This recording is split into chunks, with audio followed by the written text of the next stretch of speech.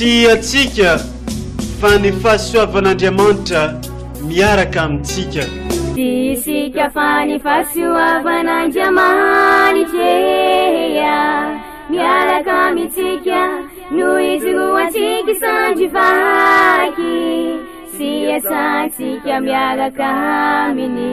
Ny fianakaviana no tany ketsa ipoiran'ny vocation. Déploie ton cœur et viens nous sauver. Délivre-nous de nous, délivre-nous de tout.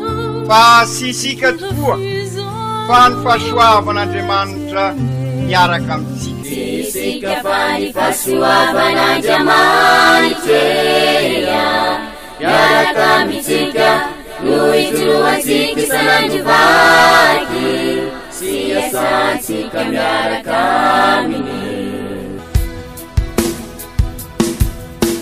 Fa olo raika atokotran'isika ao aminy, fianakaviana iray ao aminy, sy misy hevitrevitra ny olo no mampizara indraindray fa Andriamanitra i Jesoa lay mpiandrony tsara nanolotra ny aina olo raika ary ao amin'ny fiangonana ao amin'ny eglizy dia sambatra asika mahasapan'izay.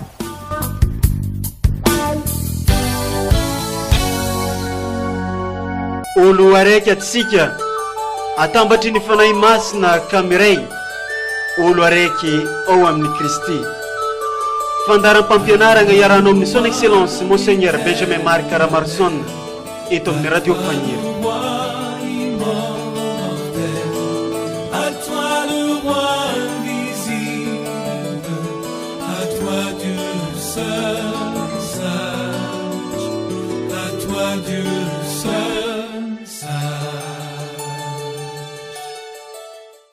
Agnaterina fiarabagna atsika menakavy amin'izao alady farika ambiroapolo mandavantaona izao.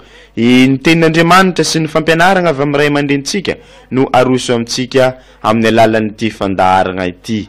Dia i Kristy fidina, i Kristy tompoina. Zegny ny loha hevitra atolotry ny eglizy ho antsika niany ity. Koa asaigna ampitiavagna anareo hagnaraka zegny hatramin'ny farany. Vaky teny masina voalohany boky ny Josué. Tamin'izany andro zany novorian'i Josué tao Sikema ny fokon'ny Israely rehetra, nantsoiny avokoa ny loholon'ny Israely, ny lehibeny, ny mpitsarany ary ny manamboninahiny. Ka niseho teo anatrehan'ny tompo izy ireo dia hoy Josué tamin'ny vahoaka rehetra. Izao ny olona zay ny tompo Andriamanitra Israely. Raha tsy sitrakareo ny hanompo ny tompo dia fidinareo anio zay tenareo tompoina. Na ny Andriamanitra ny tompoiny razanareo tany andafiny ony, na ny Andriamanitra ny Amorianina zay onenanareo ny taniny. Fa raha izaho sy ny ankohonako kosa dia anompo ny tompo. Dia namaly ny vahoaka ka nanao hoe, lavitra anay zay andao ny tompo ka anompo Andriamanikafa. Fa ny tompo Andriamanitra no nampiakatra antsika mba amin'ny razantsika avy tany amin'ny tany Egypta, amin'ny trano fanandevozana, ary nanao ireo fahagagana lehibe teo imasontsika ary niaro antsika tamin'ny lalana nalehantsika sy tamin'ny firenena rehetra nandalovantsika. Izay koa hanompo ny tompo fa Andriamanitsika izy. Izany ary ny tenin'ny tompo, isaorana ny Andriamanitra.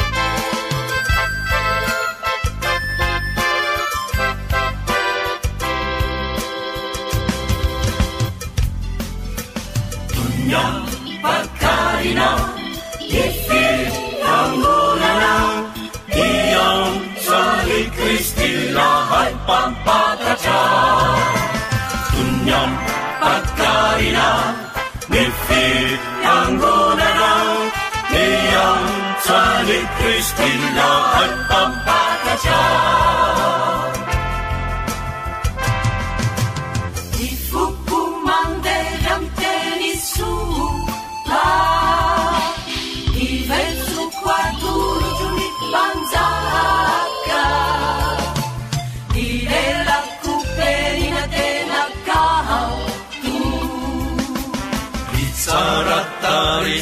sanakorona fa mafatifaty ny molotrao ka velotahiny stopyanao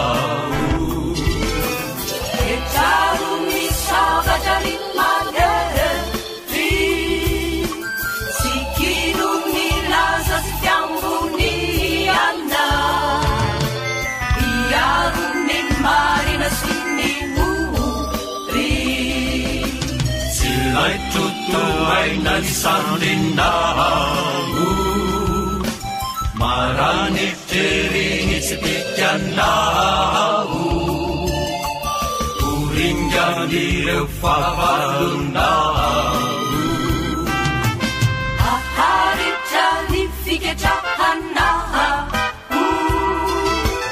anjaka minihitsy ny mampianao irary miatrany ny sitrakao ny tompo andriamanitra tomponao manosotranao ilopifaliana ianao fa tsy niafa zay namanao e manitra mirayakanjonao faliatory folo ankafizinao iritsoka morao anapanao anisan'ireo zay malalanao ny zanakavavy n'andriamanjaka iray ty firavaka avy aminao aringo mijorakavananao iravakery ny mpanjakavavy andiongola mena fitany ao fira obio andriamanitra diantsika izanany tompo mpanjakatsika fanainy tonga fanaintsika dunia pakarina ifiangonana iantsany kristina hay pampatatra dunia pakarina ifiangonana iantsany kristina hay pampatatra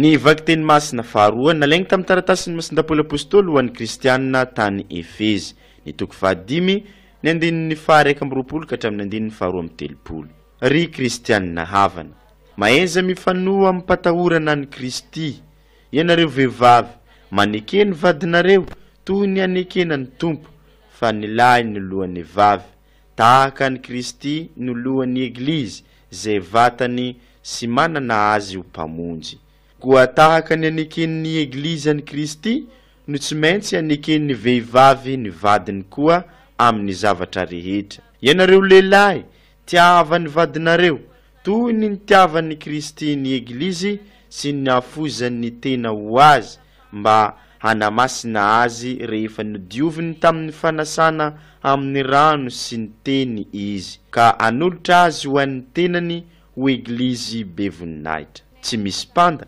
na ketrona na zavatra hafa toy izany fa masina tsy manantsiny amampondro toy izany koa no tsy maintsy itiavan'ny lehilahy ny vadiny zay tenany ihany koa zay tiany vadiny dia tiany tenany ny olona tsy misy mankahala ny nofony fa mamelona sy miahy azy toy ny ataon'ny kristy amin'ny eglizy satria rantsambatany avy amin'ny nofo amantaolany isika noho izany andaon'ny ray aman-dreniny ny lehilahy ka ikambana amin'ny vadiny dia ho nofo iray ihany izy roa misy zava-miafina lehibe amin'io dia mankamin'izy Kristy sy ny eglizy no lazaiko.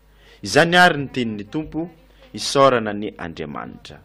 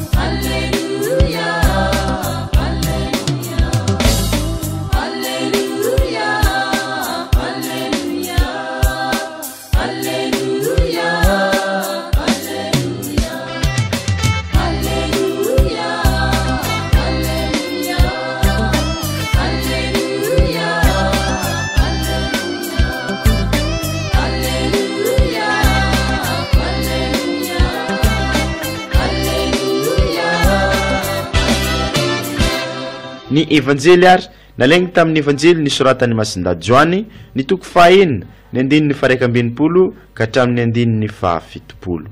Tamin'izany andro zany dia betsaka tamin'ny mpianatry Jesoa raha nandreny teniny no nanao hoe sarotra izany teniny izany ka iza no mahaino izany. Ary fantatry Jesoa tao ampony fa nimonimonina tamin'izany ny mpianany ka hoy izy taminy, manafintohina anareo va izany? Hanao hoana ianareo raha mahita ny zanak'olona miakatra any amin'izay toerany taloha?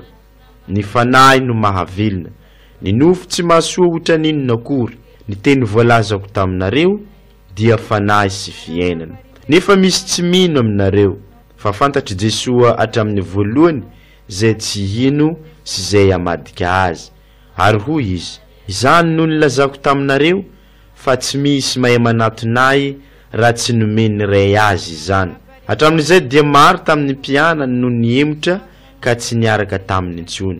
Ka hoy izy tamin'ny 12 lahy, ianareo koa va mba te hiala? Dia namaly Simona Pierre ka nanao taminy hoe, Tompo, hankany amin'iza ary zahay? Ianao no manana ny teny fiainana mandrakizay, ary zahay efa nino sy nahalala fa ianao no lay masin'Andriamanitra. Izany ary ny tenin'ny Tompo, derany eo anao ry Kristy.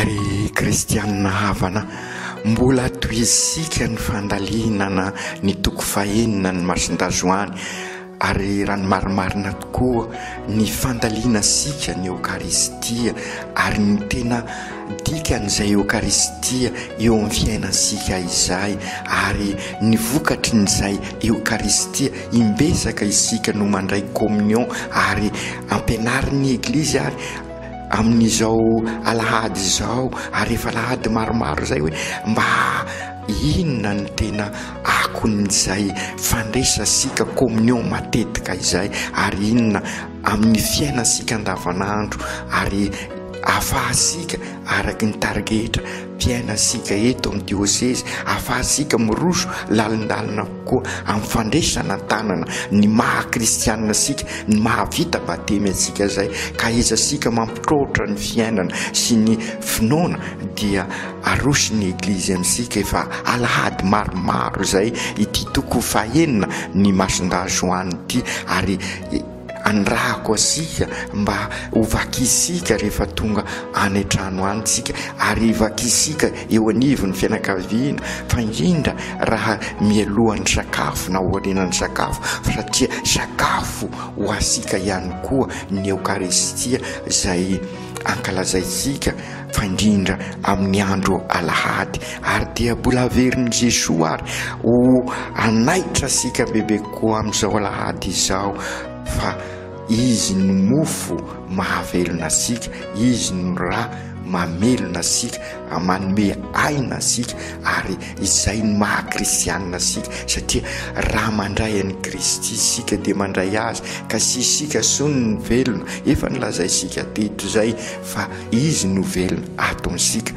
ary dia sy mandeha ho azy izay, ary profina zany ireo zay nandrean'izay teny izay dia ny ambahamba ary sy nety nino aza izay tokoa ry kristianina havana sy misahatra iaho no mamerimberina raha masony izao tontolo izao no andresasika an'izay raha ny fahendren'izao tontolo izao no andresasika azy dia rakotra ny masosika ary ny sofosika sy afaka andre ny fampianarana ary ny vavasika sy afaka ankato an'izay fampianarana izay. Inona tokoa no nitranga tamin'izay fotoana izay, inona ny navalin'ireo izay nanodidina moa sy Jesosy zanak' Josefa fa ity izay fantatrasika ny rainy aman-dreny ka honary no anaovany hoe nidina avy any an-danitra aho. Izay tokoa rakotra ny mason'izy ireo ary donto ny sofin'izy ireo ary vaotra ary sy afaka nankato ny lelan'izy ireo ka nanao famaliana araky ny fahendren'izao tontolo izao izy ireo ka sy afaka ny ohatra lavidavitra koa. Ka izay indrindra ny fampianarana ataosika ry kristianina havana ary ny vakiteny voalohany dia mampianatra sika mba iroso lalindalina koa andinika. Maro ny zavatra mety mandrakotra ny fiainansika, maro ny zavatra mety manaherina sika ka mety ho very fanaim-bola velona isika, mety na dia ny mahita fahagagana na dia mahita famantarana aza sika tahaka ny reto olona nanodidina Jesosy fahasarovo sara fa io toko fahenina io ka nahatonga an Jesosy nanao fampianarana goavana mikasika ny Eukaristia dia taoriana ny fampitomboana ny mofo. Ary dia izay koa ny tranga tamin'ny Elia nanao famantarana maro izy ary nieritreritra fa mahavita zava-dehibe ka tozo fisapana nefa ka indro izy nandositra ny ala ny mpanjaka Jezaela ka nandositra lavitra ary dia nandalo fisedrana azagaga koa ary sika ry kristianina havana fa sy maintsy voasedra ny finoansika. Mety marary zay fa tahaka ny volamena raha sy voasedra ny volamena sy amirapiratra dia izay tokoa ny tranga tamin'ny Elia. Ary dia sy maintsy izay koa niseho amintsika fantatra sika ny sedra nanzoan'ny masiny marivo nankalaza isika niakatra ny an-danitra kanefa ny tena sarobidy ry kristianina havana tahaka ny Elia tsy misahatra mamana sika Andriamanitra fa anjara sika ary mandray an'izay sakafo omen'Andriamanitra zay. Ary ny sakafo faratampony dia ny fahaizasika mandray an Jesosy. Raha mandray an Jesosy isika tahaka ny Elia anana hery vaovao ary anana ainga vaovao entaniny fanahy masina ka iroso lalindalina koa na dia eo aza ny sedra iroso lalindalina koa amin'ny fandraisana tanana ny fiainasika, ny fiainana eukaristika araky nylazaisika tamin'ny farany teo sina zay fiainana eukaristika zay fa ny fahaizasika mampitrotra ny finoana sy ny fiainana andavanandro araky ny tenin'ny Andriamanitra amin'ny Elia hoe merena ianao ary dia mirosoa lavidavitra kokoa. Dia izay koa nylazain'i Jesosy amintsika izy anangana sika ary azo ny fiainana mandrakizay izay sika sy hoe iroso lalindalina koa fa raha tena manatanteraka ny sitrak'Andriamanitra isika dia ahazo ny fiainana mandrakizay. Ary inona moa ny fanatanterahana ny sitrak'Andriamanitra zay eo amin'ny fiainansika dia mbola i masindahapoly amin'ny vakiteny faharoa no mampianatra ansika andeha amin'ny fitiavana tahaka ny Kristy. Ny fiainasika zany ampitovisika ny fiainan'ny Kristy ary zay natao hoe fiainana kristianina.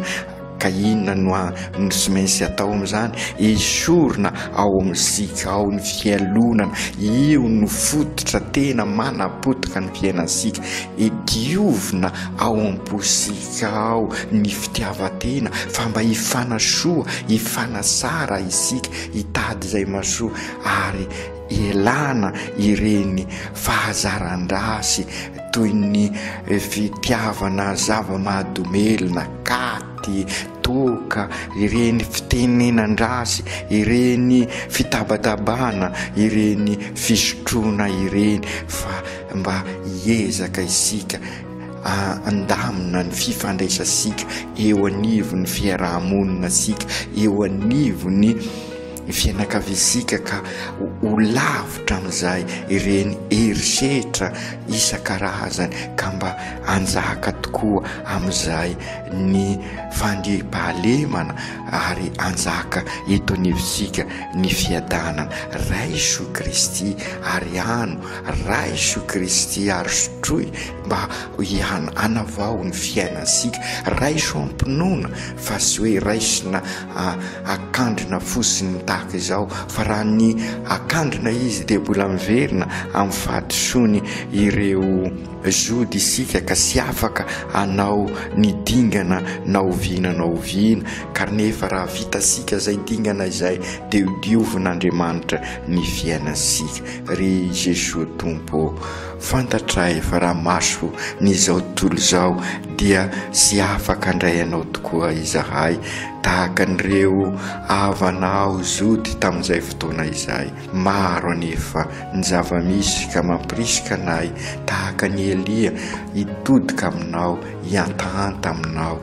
diovy ny fonay mba haizanay mandray anao ka ingany ny fanahy masina anilo anay ary dia amin'izao alahady izao dia mieky izahay mankatoa anao ka miteny hoe zahay mino anao tokoa ary raha mino anao tokoa izay ka mandray anao dia ho velona mandrakizay ry Jesosy Tompo ampitombo ireny finoanay ampianaro izahay ahalalanao bebe koa velomy ny fo mampananay ny fampianaranao ka atonga anay andray anao sy andray ireo manodidina anay ka iombona tanteraka ao aminao izahay aoka tanteraka zany amin'ny anaran'ny Ray sy ny Zanaka sy ny Fanahy Masina.